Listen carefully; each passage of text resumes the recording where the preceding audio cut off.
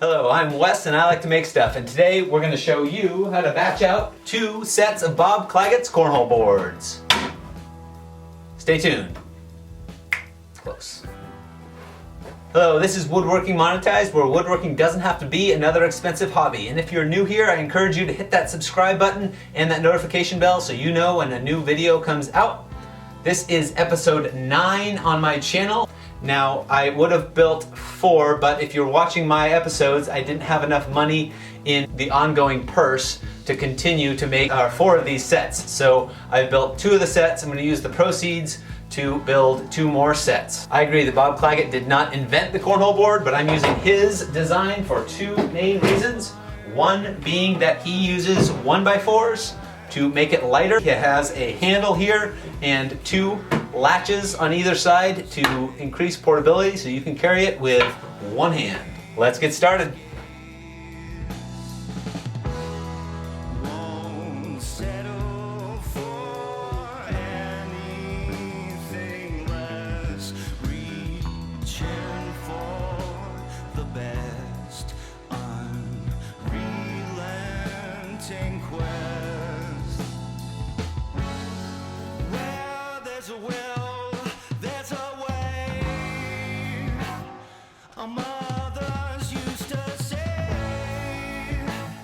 This message I'll relay.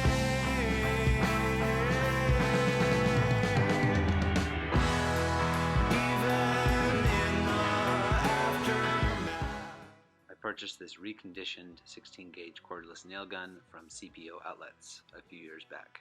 If you win or lose, but the choice is that you choose. Raise the bar, raise the bar.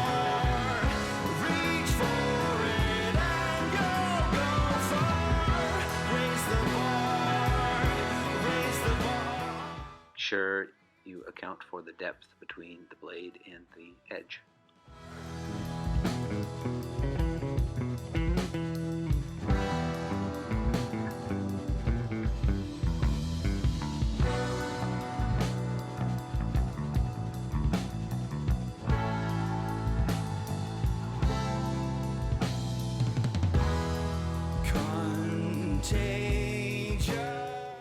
I added a board with a few clamps to help hold it while I assemble each structure. Stays without too much haze. And as you can see here, I have a few lips on each edge, which is not that big of a deal when making cornhole boards. Improve with desire, my circuits rewire. Well, there's a will, there's a way. Our mothers used to say. I space nails about 12 to 16 inches apart all the way along the edge of each board.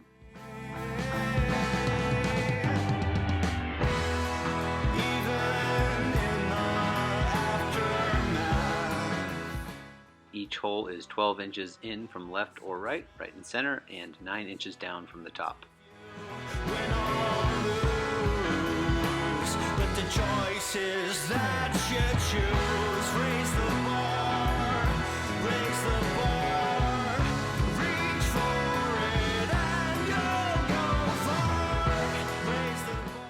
And if you remember one thing from my video, it's don't make the hole saw all the way through, drill halfway or a quarter of the way through on one side, flip it over to a quarter of the way, and then I'd even say don't go all the way through because it might ruin your drill. I would then take your jigsaw and saw out the rest of the hole and use the round over bit and sanding to finish it up.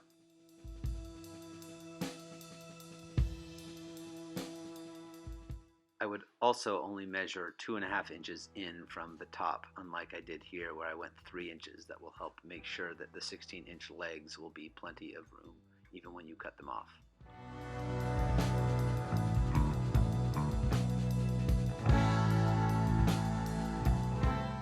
And if you are only measuring 2.5 inches from the top to make your hole, I would then leave a smaller gap than that.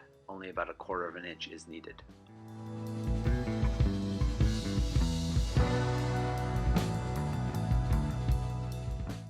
then use some scrap boards to hold your back of your board 12 inches off the ground, and then have your leg dangling on the side and pull back the leg and draw your line so it measures exactly 12 inches off the ground, and it will be the right height and the right angle. Way, a tenacious gaze won't settle. Alright, so quick tip when adding your latches, you want to make sure that the hinged part is not on this side, because if it is on this side, as you'll learn quickly, that this part dangles right here, and every time somebody is going to open their cornhole board to let it play, to have them play, this thing is going to have to be constantly flipped up so it lays flat like this and not dangle. So the way you do that is you make sure that this is on the back side with the actual hole, then it just dangles off the edge and it's never an issue. Meanwhile, this one is going to stick right up here, and even if you have the carabiner hanging on it when it's open, it still won't be an issue. And if it is an issue, you just hang the carabiner on the back side. There you go. Success isn't if you win or lose, but the choices that you choose. Raise the bar, raise the bar, reach for it and go far. Raise the bar, reach for it and go far.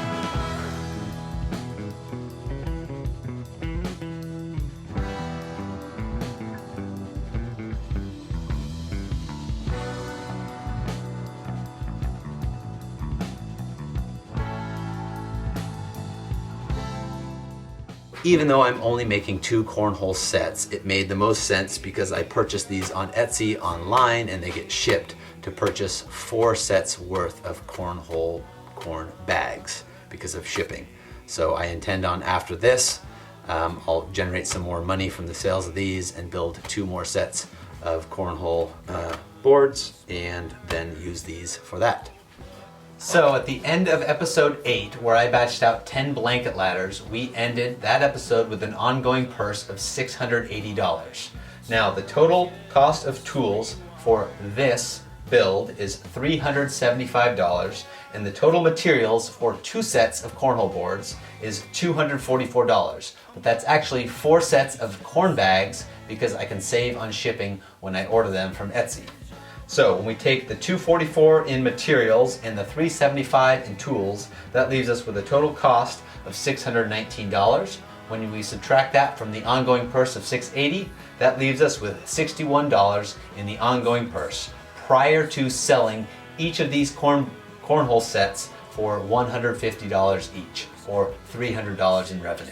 So that's the end of episode 9. If you'd like to stick around longer, that's great. You can hear a little bit more about how much you can make per hour, hypothetically.